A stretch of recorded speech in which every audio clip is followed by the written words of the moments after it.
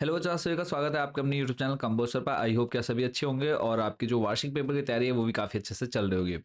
तो कक्षा 11 class 11th का एक आप क्वेश्चन पेपर देख रहे हैं जिसका नाम है हिंदी।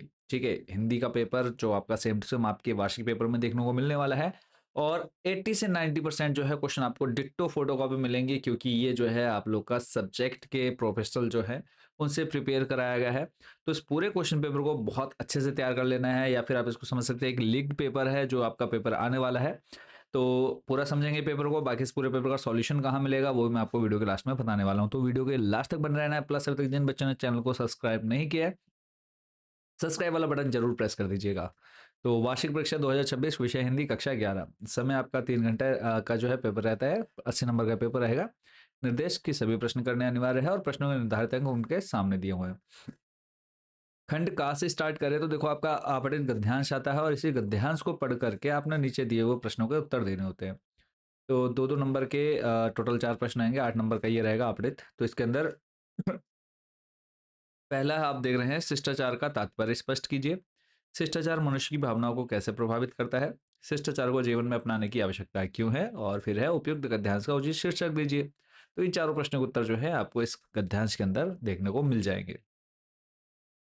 अगला है जो कि 8 नंबर का बच्चों एक क्या आएगा, निबंध लिखने के लिए आएगा। तो चार में से आपको दो हैं बहुत अच्छे से तैयार करने हैं। देखो इसमें चारों कौन कौन से दे रखे हैं, भ्रष्टाचार की समस्या और समाधान, उत्तराखंड की लोक संस्कृति, विकसित भारत यानी मेरे सपनों का भारत, या फिर प्रदूषण समस्या और समाधान। चारों में से कोई भी दो टॉपिक बहुत अच्छे से आपको प्रिपेयर कर लेने हैं। थर्ड है आपका जनसंचार माध्यम बोल सकते हो या फिर अभिव्यक्ति और माध्यम बोल सकते हैं। एक एक नंबर के 5 वैकल्पिक प्रश्न पूछे जाते हैं। तो इसमें आप पहला देख रहे हैं, घटनाक्रम घटना स्थल से सीधे प्रसारण को क्या कहते हैं? तो इसको बोलते हैं बच्चों लाइव। दूसरा है जनसंचार का श्रव्य दृश्य माध्यम। तो श्रव्य दृश्य क्या हो जाएगा? टेलीविजन। थर्ड है पत्रकारिता का मुख्य उद्देश्य क्या है? तो इसका 12 नंबर सही हो जाएगा, सूचना या फिर जानकारी प्रदान करना। अमर उजाला किस प्रकार का माध्यम है? तो दैनिक समाचार पत्र। फिफ्थ है, ईमेल किस प्रकार का संचार है? तो ये हो जाएगा बच्चों 12 नंबर, लिखित और या फिर इंटरनेट माध्यम। क्वेश्चन नंबर 4 आप देख रहे हैं, अपने क्षेत्र में बढ़ती हुई सड़क दुर्घटनाओं को रोकने हेतु उचित कार्रवाई के लिए किसी दैनिक समाचार पत्र के संपादक को पत्र लिखिए। 5 नंबर का पत्र आता ही आता है बच्चों। इन दोनों में से एक जो है आप लोग को बहुत अच्छे से तैयार करके जाना है। इसी के अथवा में बोला है, अपने विद्यालय के वार्षिकोत्सव पर एक संक्षिप्त रिपोर्ट या फिर प्रतिवेदन तैयार कीजिए। खंड खा में चलेंगे, आपके बुक से संबंधित ये बच्चों रहता है सेक्शन। तो इसमें पहला है, काव्यांश को पढ़कर पूछे गए प्रश्न के उत्तर दीजिए। टोटल 3 प्रश्न है, दो दो नंबर के। 6 नंबर जो है आपको यहाँ मिल जाते हैं। तो अपनी बस्तियों को नंगी होने से, शहर की आबोहवा से बचाएं, उसे बचाए डूबने से, पूरी की पूरी बस्ती को हड़िया में। तो इसमें देखो 3 प्रश्न पूछे गए। तीन में से किन्हीं दो के जो है, सॉरी, तीनों के तीनों करने हैं आपको यहाँ पर।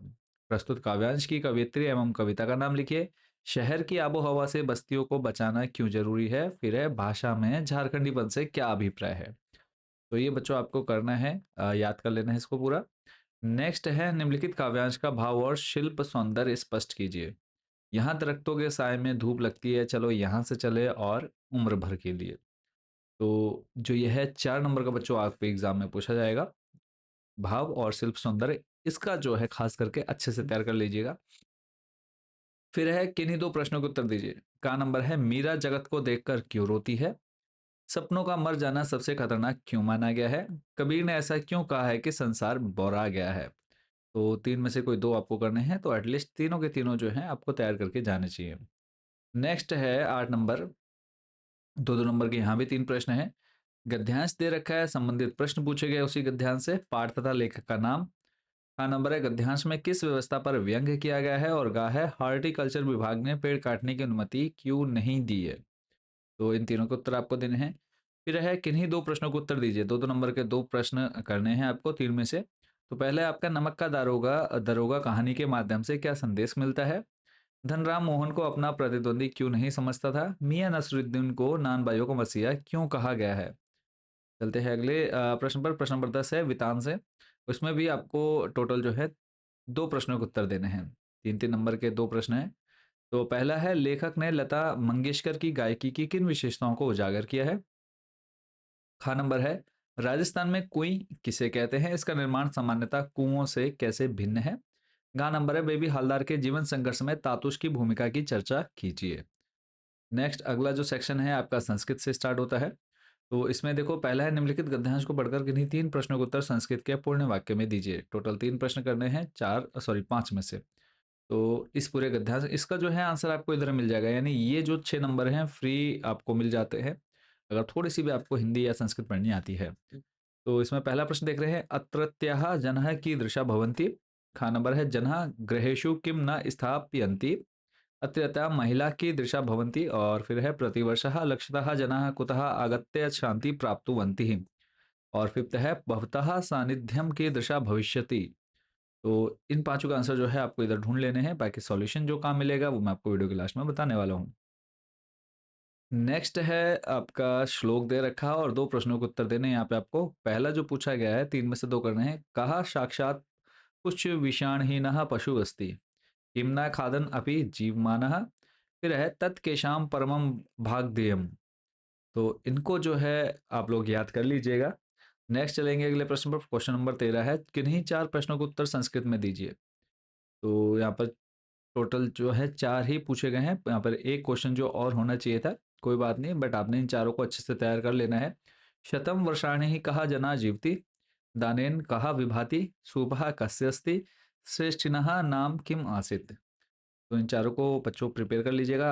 अगला है 14 नंबर, इसमें आपको कोई भी 4 शब्द चुन करके संस्कृत में वाक्य प्रयोग करने हैं और 2 नंबर का बच्चों ये रहेगा।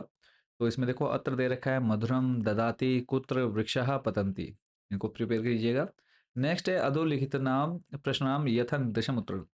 तो टोटल आपको 2 कर यहाँ पे जितने दे रखे 4 चारों के 4 जो है आपको करने हैं और आधे-आधे नंबर के रहेंगे।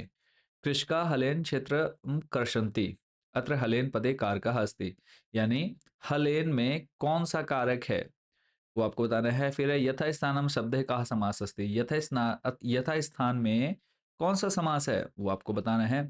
लब धातु का लट लकार में उत्तम पुरुष का बहुवचन रूप लिखना है। तो जो है वो अगर आपको बहुवचन और ये आपने पुरुष वगैरह पढ़ रखे हैं लकार वगैरह तो इसलिए आप बता सकते हैं।